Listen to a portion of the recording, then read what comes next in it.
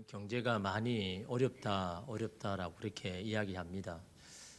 뭐 밥을 사 먹으러 나가기가 참 무섭죠.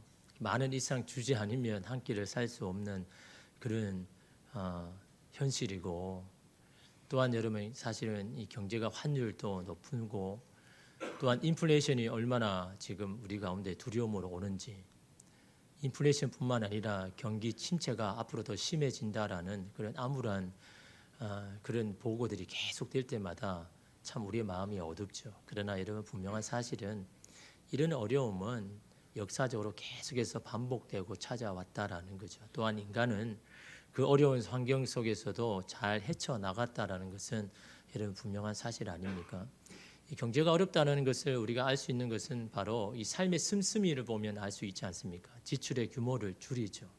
그래서 요즘은 사람들의 지출의 이 순위를, 그 척도를 이 커피의 지출 비용을 통해서 사람들의 예산, 지출의 규모가 어디 있는지를 이렇게 보게 됩니다. 그래서 요즘 사람은 사실 커피 없으면 삶의 즐거움이 여러분 없지 않습니까? 그래서 요즘 이 트렌드가 보니까 이 커피 매출의 1위가 지금까지 사실은 이 스타벅스라는 이 철옹성과 같은 이 스타벅스 이 프랜차이즈가 매출 1위를 했지만 지금은 바뀌었죠.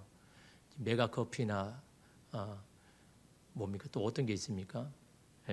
컴포즈, 컴포즈 같은 이 중저가 이 커피 프랜차이즈의 매출이 앞서고 있고, 그 매출 점포도 굉장히 더 많아지고 있다라는 그런 기사를 이렇게 보게 되는데요. 그만큼 경제가 어렵고 주머니 사정이 좋지 않다라는 거죠. 그래서 뭐 5천 원의 커피를 마시기보다는 그 반도 안 되는 것에 옮겨가고 있는 이 현실이죠. 그런데 여러분, 사실은 이 MZ 세대라고 할 때는 뭐라고 이야기합니까? 아무리 비싸도 내가 마음에 들면 그걸 다 지출하기를 주저하지 않는 게 이 MZ 아닙니까? 그죠? 내가 원하는 거라면 그게 아무리 비싸도 그걸 다 이게 소비를 할 수 있는, 지출할 수 있는 세대인데, 그럼에도 불구하고 이 젊은 세대 가운데 오히려 이런 것이 더 선호하고 있다라는 것을 보면서 이 커피라는 것이 참 이게 우리 이렇게 어려울 것 같으면 좀 끊고 이렇게 해야 될 텐데, 사람은 이 커피를 통해서 하루의 그 소소한 즐거움을 포기하지 못하는 그런 모습을 우리가 보게 됩니다. 여러분, 우리 인간은 그런 거죠. 어려운 환경 속에서도 적응하면서 삶을 수정해 나가면서 적응하죠. 조금씩 이렇게 바꿔 나가면서 하는데, 그래도 여러분 이 삶 가운데 있는 행복은 포기할 수 없는 것이 우리 인간의 어떤 본성이 여러분 아니겠습니까? 그런데 여러분, 많은 책에서 인간이 가장 행복할 수 있는 때가 언제인가? 라는 것에 대해서 많은 이야기들을 하죠. 여러분, 언제 우리 인간이 가장 행복할까요? 여러 가지가 있지만 그 무엇보다 하나를 압축하면 내가 삶의 주체가 될 때, 그때 인간은 가장 행복하다는 거죠. 반면에 누구에게 끌려가거나 어쩔 수 없이 살아가는 그 인생은 불행하다는 거예요. 그런 사람은요, 살아가면서 나는 행복해 본 기억이 없어라고 그렇게 말합니다. 끌려가는 인생, 어쩔 수 없는 인생. 그러나 내가 삶의 주체가 되어서 살아가는 삶에는요, 물론 어려움이 있지만 거기에는 기쁨도 있고 그런 즐거움도 여러분 있다라는 거죠. 근데 여러분, 이 삶의 주체가 된다는 것과 삶의 주인은요, 다른 이야기입니다. 삶의 주체가 되라고 이야기하니까 내가 삶의 내 인생의 주인이 되라는 것 같다라고 말하는데, 삶의 주체가 되는 것과 삶의 주인이 되는 것은요 분명히 다르죠. 여러분, 내가 삶의 주인이 되고 내 인생의 주인 된다는 것은 어떤 의미입니까? 내가 어떤 상황이든 내가 통제하려고 하는 것, 그게 이러면 주인인 거 아니죠. 내가 원하는 결과를 위하여서 내 자신이든 다른 사람을 통제하려고 하면서 그 결과를 얻으려고 하는 사람이, 그 사람이 삶의 주인 노릇을 하는 거죠. 그러나 삶의 주체가 된다는 것은 내가 스스로 결정하고 선택하는 것을 삶의 주체가 된다라고 그렇게 이야기합니다. 그리고 그 선택과 결정에 대한 책임은 내가 진다라는 그런 의미입니다. 성공할 때나 실패할 때나 마찬가지죠. 근데 여러분, 상황에 떠밀리거나 누군가에게 끌려가는 인생은 어떻습니까? 잘 될 때는 아무 문제가 없습니다. 그런데 안 될 때, 실패할 때, 어려움을 겪을 때, 그때는 계속해서 여러분 남 탓을 하고, 여러분 왜 내가 이 인생을 살아야 됐는지에 대해서 불평을 하죠. 그러나 삶의 주체가 되어서 내가 선택한 사람은요, 힘들어도 그대로 해나갑니다. 기뻐합니다. 즐거움이 있습니다. 만족이 있는 거죠. 어려운 가운데도 행복을 수시로 느낍니다. 여러분 공부나 직업의 선택에 있어서도 마찬가지죠. 여러분 부모에 의해서 끌려가는 이지에서 어쩔 수 없이 여러분 직장을 구하고, 또한 여러분 누구나 다 대학을 가려고 하니까 나는 공부하기 싫은데 대학을 가야 하니까 어쩔 수 없이 공부하는 여러분 그 인생이 행복할 수가 있겠습니까? 잘 될 때는 여러분 괜찮죠. 안 될 때는요 불행합니다, 인생이. 그러나 자신이 알아보고 자신이 선택한 것에는요 잘 되지 않아도 남을 탓하지 않습니다. 실망하지 않습니다. 왜? 자신이 선택했으니까. 자신이 원해서 한 것이기 때문에. 자신이 공부나 직업을 구하는 것에 주체가 될 때 여러분 그 만족도가 높다라는 거죠. 또한 회복 탄력성도 굉장히 높다라고 합니다. 회복 탄력성이 뭡니까? 넘어져도 다시 일어서는 그 힘. 이게 회복 탄력성이잖아요.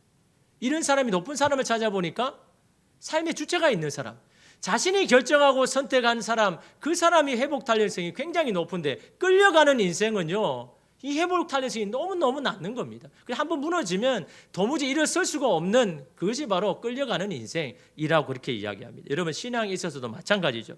누군가에 끌려서 다른 사람의 눈치 때문에 하는 신앙생활에는요 깊이도 만족도 기쁨도 없는 겁니다. 이렇게 한번 생각해 보십시오. 어쩔 수 없이 마음이 불안하니까 예배에 참석하긴 했어요. 근데 여러분 예배에 집중할 수가 있을까요? 예배는 드리지만 여러 가지 여러분 잡다한 생각으로 가득 찰 겁니다. 왜 내가 기도해야 되고 왜 내가 말씀을 읽어야 되고 왜 말씀대로 살아야 되는지에 대한 분명한 이유를 아는 사람은 다를 겁니다.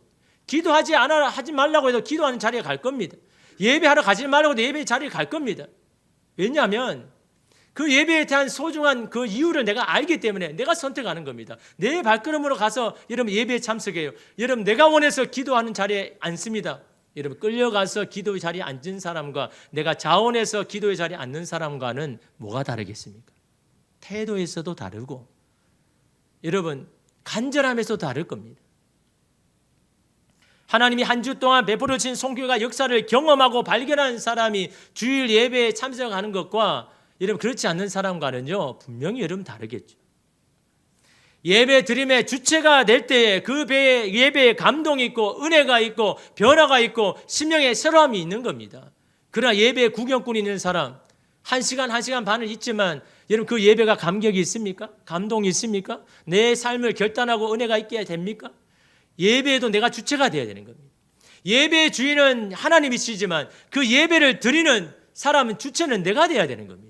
내가 하나님 앞에 고백하고 내가 살아왔을 때 하나님 앞에 느꼈던 그 은혜들을 하나님 앞에 여러분 고백하는 여러분이 예배의 주체가 될 때 그때 여러분이 예배에 승리하게 되고 그 예배 가운데 은혜를 받는데 여러분이 구경꾼이라면요 과연 예배 가운데 이런 하나님 은혜를 받을 수가 있겠습니까?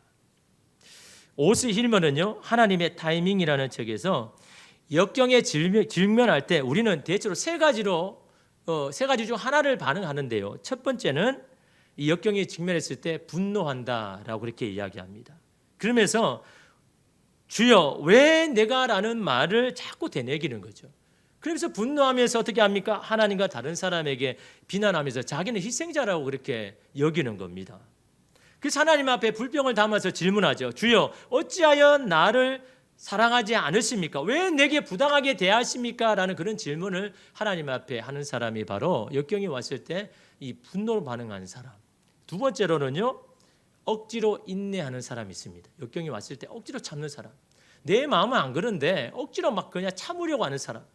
나는 잘 참고 있어. 나는 인내심을 가지고 있어. 그 인내심을 나는 보여줄 거야 라고 하면서 그렇게 역경이 왔을 때 그냥 참기만 하는 사람, 인내하는 사람. 이러면 그런 사람이 이러면 있다라는 거죠. 그러면서 뭐라고 합니까? 이거는 곧 끝날 거야. 결국 나는 살아남을 거야 라고 하면서 그냥 참기만 하는 사람.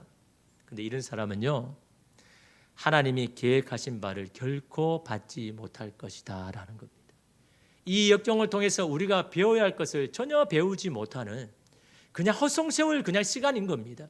그냥 내가 힘들지만 그냥 버텨야 할 시간이 밝게 될 수밖에 없는 그런 시간이다라는 거죠. 그러나 세 번째로 반응한 사람, 역경을 만났을 때 기쁨으로 받아들이는 그런 반응을 하는 사람.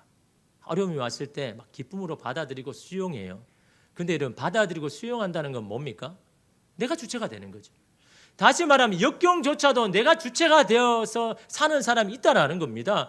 그 역경 가운데도 이걸 내가 기쁨으로 수용하고 나의 유익한 것으로 받아들이는 사람, 이런 사람이 역경에서도 이런 주체가 되는데, 그렇게 되기 위해서는 어떻게 해야 됩니까? 분명한 이유를 있어야죠. 왜 내가 이 역경 가운데 있는 데 대한 분명한 이유가 없으면요, 이렇게 할 수가 없잖아요. 어떻게 기쁨을 받아들입니까? 힘든데. 이런 사람은요, 그 역경의 파도가 치는 순간에도 하나님의 사랑을 날마다 발견하고 인식합니다. 이런 가운데도 하나님의 사랑은 여전하다. 또한 하나님은 내 인생의 가장 선한 최선의 길을 인도하시는 분이다라는 그런 믿음을 가지고 있는 사람, 또한 하나님이 허락하지 아니하면 아무것도 이 땅에 이루어지지 않는다라는 그 하나님에 대한 그 믿음을 가진 사람은 역경이 와도 기쁨으로 받아들이는 여러분 그런 사람이 여러분 되는 겁니다. 그런데 여러분, 우리는 어떻습니까? 분노하는 게 자연스럽잖아요. 참고 인내하는 게 너무 더 편하잖아요. 오히려 여러분, 역경이 왔을 때 기쁨으로 받아들이는 것은 여러분 부자연스럽습니다. 힘듭니다. 왜 그럴까요? 왜 우리는 그럴까요? 하나님은요, 역경에서 반응하는 이 세 번째가 하나님이 가장 원하시는 거거든요. 역경을 통해서 기쁨으로 받아들이는 거. 왜냐하면 하나님 목적이 있으니까. 이 역경을 통해서, 우리를 통해서 주시고자 하는 분명한 목적이 있기 때문에 기쁨으로 받아들이기를 원하는데, 왜 우리는 그렇게 하지 못하느냐? 그 이유가 뭐냐? 근본적인 이유가 뭐냐? 그것을 오늘 본문에서 말씀하고 있는 겁니다. 네 삶의 터전을 바꾸지 아니하면, 네 삶의 초점을 바꾸지 아니하면 우리는 여전히 끌려가는 인생밖에 안 된다. 하나님을 믿어도, 하나님을 알아도 여전히 우리의 인생은 환경에 끌려가는 인생밖에 되지 않는다는 것이 오늘 예수님께서 이 비유를 통해서 하시는 말씀입니다. 오늘 말씀의 비유는 밭에 감추인 보화의 비유죠. 여러분 많이 아시는 여러분 비유입니다. 예수님께서 하나님의 나라에 대해서 구체적으로 설명하기 위해서 이 비유를 들거든요. 왜냐하면 사람들이 하나님의 나라 이야기하니까 너무 뜬구름 같거든요. 도무지 하나님의 나라가 어떤지를 모르니까 이 비유를 통해서 야, 하나님의 나라는 이런 거야 라는 것을 말씀합니다. 44절에 보니까요, 천국은 마치 밭에 감추인 보화와 같으니 사람이 이를 발견한 후 숨겨두고 기뻐하며 돌아가서 자기의 소유를 다 팔아 그 밭을 사느니라. 천국은 뭐라고요? 밭에 감추인 보화와 같다. 이 말은 무슨 말입니까? 천국은 누구의 눈에나 보이는 것이 아니다라는 겁니다. 그냥 가만히 가니까 그냥 발견되는 그 나라가 아니다라는 겁니다. 그냥 가만히 있어서는 발견될 수가 없는 것이다라는 겁니다. 그렇지 않습니까? 밭 위에 그냥 보화를 그냥 던져놨으면 그냥 우연히 지나가면서 발견하실 건 아닙니까? 근데 밭에 숨겨두었다는 거죠. 밭 밑에 있다라는 겁니다. 결국은 어떻습니까? 밭을 파야 되는 겁니다. 또한 여러분, 어느 위치에 있는 건지 모릅니다. 그러니까 어떻게 해야 됩니까? 쉬지 않고 파야 되는 겁니다. 중단 없이 봐야 되는 겁니다.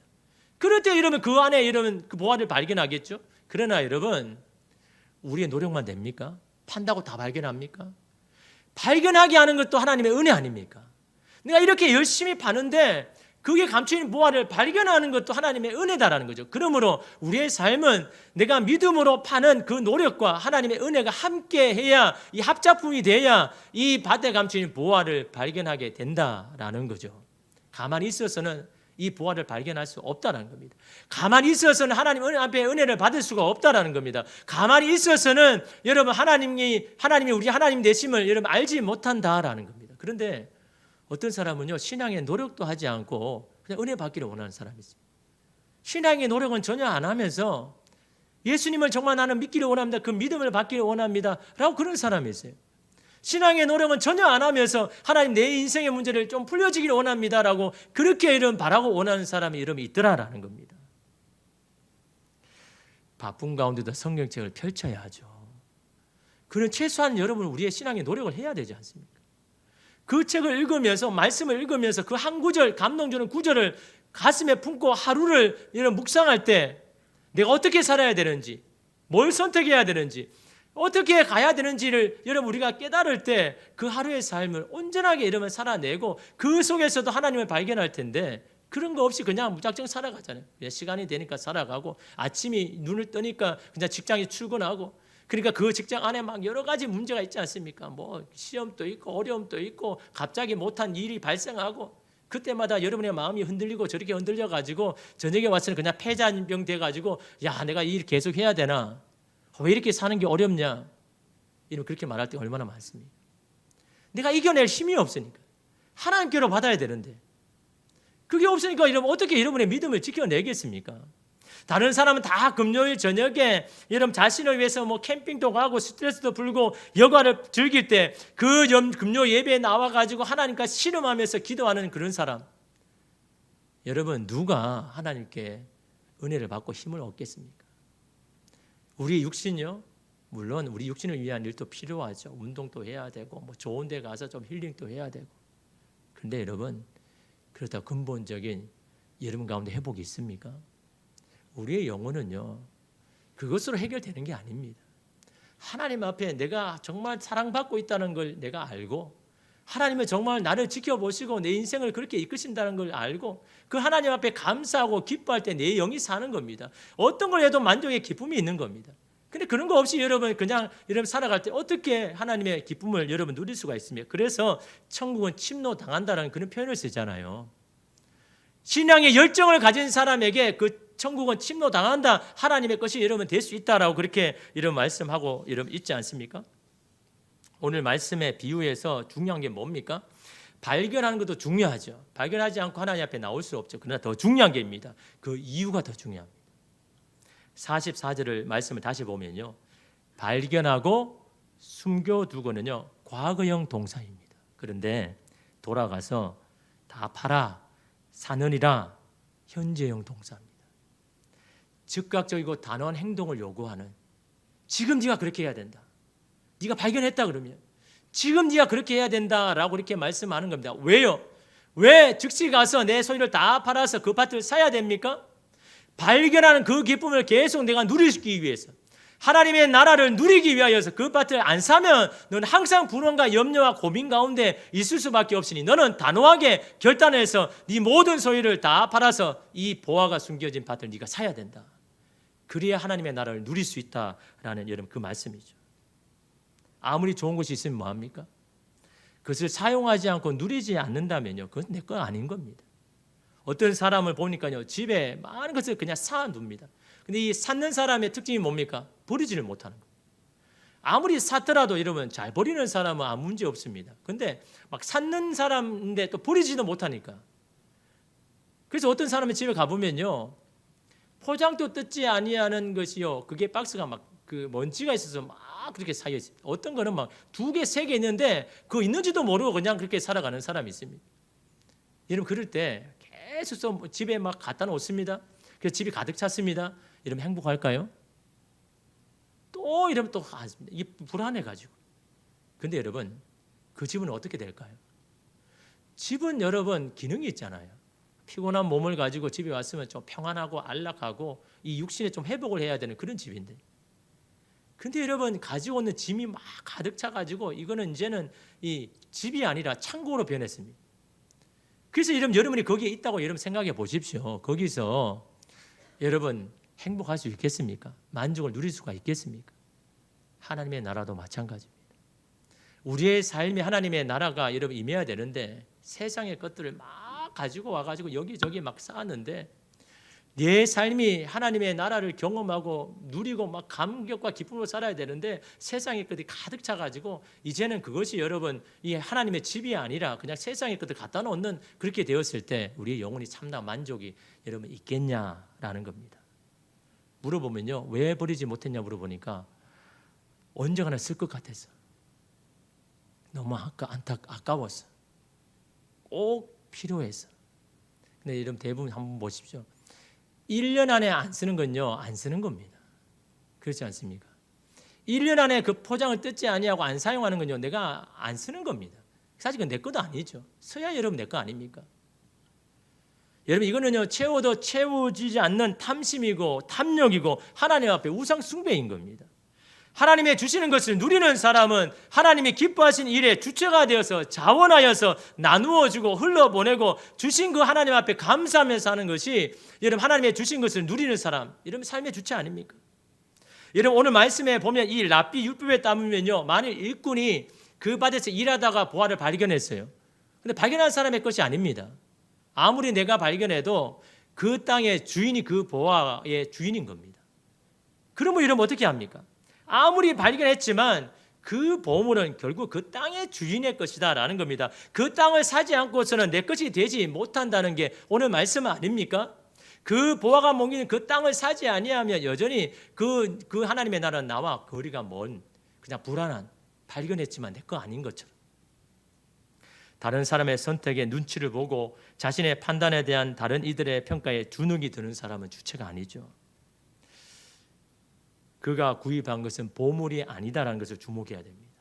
소유를 다 팔아서 산 것은 뭡니까? 보화를 산 겁니까? 밭을 산 겁니까?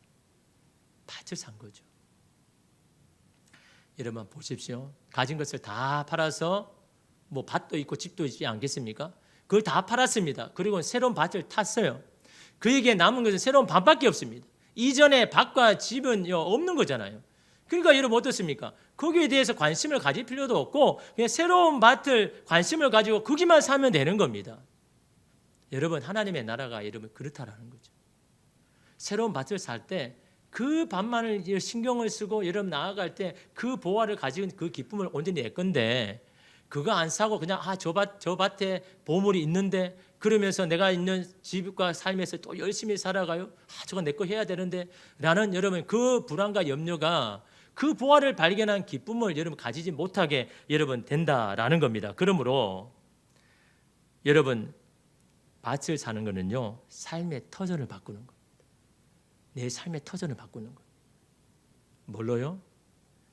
보화가 감추어진 그 밭이 나의 삶의 터전이 되어야 돼요. 여러분 물질이 가는 곳에 내 마음이 간다고 이야기하죠. 여러분이 지금 쏟고 있는 땀과 노력과 시간과 물질을 투자한 그곳에 여러분의 마음이 갈 수밖에 없는 겁니다. 그것이 내 삶의 중심을 가질 수밖에 없는 겁니다. 그러나 여러분의 삶의 터전을 하나님의 나라로 바꾸지 아니하고는 여전히 우리 가운데는 불안과 염려가 여러분 있는 겁니다. 끌려가는 인생이 될 수밖에 없는 겁니다. 그러므로 너의 삶의 터전을 바꾸라는 게 오늘 비유의 말씀 아닙니까? 너의 삶의 터전을 바꾸지 아니하면 너의 삶의 초점을 하나님의 나라에 맞추지 아니하면 여전히 우리는 우리가 가진 밭과 집 때문에 불안하고 염려할 수밖에 없는 그런 인생을 살 수밖에 없다. 그러므로 네가 선택해야 된다. 네가 가진 모든 밭을 팔아서 이 보화 감춘 밭을 살 건지 아니면 너무 아까워서 그냥 돌아가든지 너의 선택이 있다. 하나님의 나라에 대한 누리는 건요 오늘 우리의 선택에 있는 겁니다. 여러분의 주체가 되어야 되는 겁니다. 하나님의 나라를 누리는 거 하나님이 가져다 줄 수가 없는 겁니다. 하나님의 나라를 우리에게 주셨습니다. 보여주셨습니다. 그걸 누리는 것은 우리가 해야 되는 겁니다. 우리가 믿음으로 선택하고 결정해서 하나님 내 인생을 이제는 나의 만족과 내 유익만을 하는 게 아니라 하나님의 나라를 위해서 내 삶의 초점을 바꾸겠습니다. 우리의 가정이 나만 좋은 것이 아니라 하나님의 영광을 드러내는 그런 가정으로 내 삶의 터전을 바꾸겠습니다. 라고 할 때 여러분 하나님의 나라를 누리는 사람이 될 수 있다는 것이 오늘 본문의 말씀 아닙니까? 나의 모든 인생의 목적과 소망을 하나님의 나라에 초점을 옮기는 것이 밭을 사는 것이라는 거예요. 하나님의 나라를 위해서 나의 시간과 물질과 열정을 사용하기를 주저하지 않는 자가 하나님의 나라의 주체자로 살아가는 사람입니다. 억지로 내는 것 하나님 싫어하죠. 억지로 봉사하는 것 하나님 안 받으십니다. 자원하여서 감사함으로 내 시간과 열정과 물질을 하나님의 나라에 투자할 때 그 안에 참다운 기쁨이 있고 만족이 있고 무슨 일을 하든 기쁜 겁니다. 어려운 일 와도 기쁨으로 받아들이는 겁니다. 잘 되지 않아도 하나님의 선하신 뜻이 있는 줄 믿고 그렇게 살아가는 거죠. 폴 트루니의 책 모험으로 사는 인생이라는 책의 이 부제가 인생은 하나님이 지휘하시는 모험이다. 이 책을 쓴 사람은 제목도 잘 쓰는 것 같습니다. 인생은 하나님이 지휘하시는 모험이다. 그래서 그는 삶과 이 신앙을 모험이라는 키워드로 말합니다. 모험. 여러분 모험이라 생각하면 어떻습니까? 두렵죠. 불안하죠. 그렇지 않습니까? 어떻게 될지 모르잖아요. 새로운 미지의 세계를 내가 모험을 한다. 위험 리스크는 항상 있지 않습니까? 불안합니다. 근데 그 인생이 하나님이 지휘하시는 모험이 돼야 되는 거예요. 하나님께서 모든 것을 계획하고 준비하신 그 인생 가운데 내가 내 삶과 내 모든 시간을 내가 투자해서 모험에 뛰어들 때 그때 우리의 인생은 하나님이 지휘하시는 모험이 된다라고 이야기하면서 그는 이렇게 말합니다. 몸으로 사는 인생은 두려움 없는 삶이 아니다. 오히려 각종 두려움을 충분히 인지하는 가운데 영위하는 삶이다. 누리는 삶이다. 두려움이 있음에도 불구하고 앞으로 나아가는 삶이 바로 하나님이 지휘하시는 그 모험 가운데 사는 사람이다. 두려움이 있지만 그 두려움을 즐기는 사람, 두려움에도 불구하고 앞으로 나아가는 사람이 인생이 하나님이 지휘하는 모험과 같은 시간을 사는 사람이다. 그래서 그걸 깨달은 사람은 자기의 시간과 열정을 하나님 앞에 드린다. 내가 선택하고 결정해서 하나님 앞에 내 마음을 드린다 라고 그렇게 여러분 이야기합니다. 하나님이 지휘하시는 인생 가운데 뛰어드는 것은 고생이 아니라 설렘이죠. 내가 기쁨에 넘쳐서 한 선택은 여러분 더 이상 희생이 아닌 겁니다. 손해가 아닌 겁니다. 끌려서 하는 인생은 손해죠. 마지못해서 하는 여러분 그 시간 돈이 아깝잖아요. 그렇지 않습니까? 희생인 것 같아요. 내가 자꾸 희생을 하나? 그러나 여러분 자원하여서 하는 것은 희생이 아니죠. 손해도 아닙니다. 내가 기뻐서 여러분 뭘 일을 해요. 내가 기뻐서 봉사를 합니다. 내가 기뻐서 여러분 기도의 자리에 나옵니다. 내가 너무 감사해서 예배에 나옵니다. 여러분 그 시간은 손해가 아니고 희생도 아닙니다. 우리 인생에 향하는 하나님을 향한 그 하나님의 나라에 투자하는 거잖아요. 소망 아닙니까? 희망 아닙니까? 썩어 없어질 양식에 우리의 시간을 투자하는 것이 아니라 영원히 있는 그곳에 우리의 시간을 투자하는 그 사람은요 소망이 있는 겁니다. 희망이 있는 겁니다. 그러나 썩어 없어질 것에 여러분의 시간을 투자하고 있습니까? 여러분에게 참다운 만족이 없죠. 잠깐의 유익은 있을 수 있습니다. 그러나 영원한 것에 여러분의 모든 것을 투자하라는 거죠. 오늘 본문의 비유가 그거 아닙니까? 썩어 없어질 것, 그게 불안하고 염려에 떨지 말고 영원히 있는 보화가 숨겨있는 바로 그것에 너의 모든 삶의 초점과 터전을 바꾸어야만 하나님의 나라를 누릴 수 있다라는 것이 오늘 본문이 오늘 우리에게 하시는 말씀 아닙니까? 그래서 주님 우리에게 초청하시죠. 보물이 숨겨져 있는 밭을 사라. 너가 그 주체가 되어서 그렇게 신앙생활하라. 구경꾼으로 있지 말고 하나님의 나라에 적극적으로 참여하는 자가 되어라. 하나님께서 너의 인생 가운데 행하시는 놀라운 일들에 너가 주인공이 되어서 너가 동역자가 되어서 그 하나님과 함께 그 하나님의 놀라운 나라들을 건설해 나가는 주체가 되어서 너의 신앙생활을 하라는 것이 오늘 밭을 감추인 보화의 비유에 주님께서 하시는 말씀 아닙니까? 여러분 이 도전 앞에 이 초대 앞에 우리도 그런 삶의 주체가 되기 원합니다. 내가 자원하고 기쁜 마음으로 주님 앞에 내 시간과 열정을 드리기를 원합니다. 억지로가 아니라 끌려서가 아니라 이제 내 인생을 이끄시는 주님 앞에 자원하는 마음으로 주님 앞에 여러분의 시간과 마음을 드리는 저와 여러분 되기를 간절히 소망합니다. 기도하겠습니다. 주님, 우리는 열심히